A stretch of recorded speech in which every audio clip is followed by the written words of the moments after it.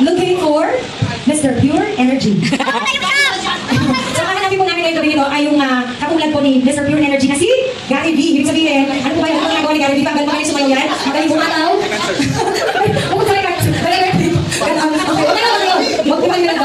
Okay, hanapin natin dito yung katulad ni Gary V ha, yung Gary V bumataw at sumayaw. Okay? Hanggang hindi pa po kayo makakapit. Ay, kung meron po makakapit sa inyo, meron po makakapit ng shoulder ninyo mamaya. Pag tinapit po yung shoulder ninyo, ibig sabihin, out kaya sa game na to. Okay? Out na po kayo sa game na to. Ibig sabihin, wala kayong gana-gana, pababa ang energy ninyo, or hindi kayo sumasayaw. Ang magaling lang po ng 500 pesos ay yung pinakakataw ang magaling sumayaw. Gaya ni Gary V. Okay? Magaling niyo po. Oy, dapat nakita namin lahat. Tapos kayo isa lang sa pinakakataw ko yan. Okay, pinakakataw ko ha. Gaya ni Gary V.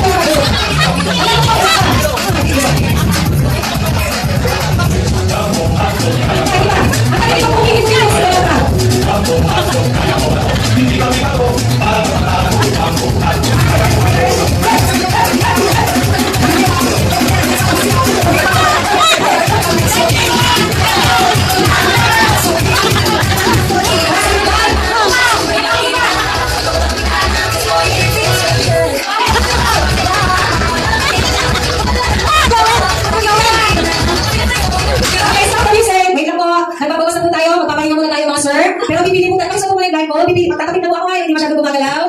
Okay, pag natapit po kayo, makakaupo na po.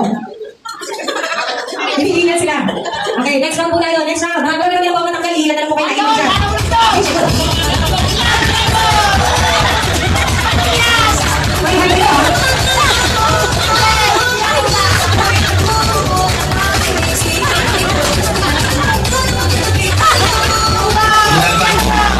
Dia mo talaga.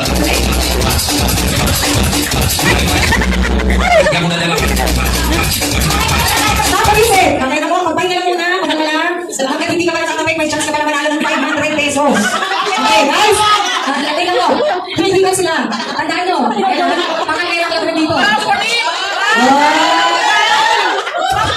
Anin na lang, out of 10 participants, anin na lang po ang natira. Okay. Mga boys, I think last round na to.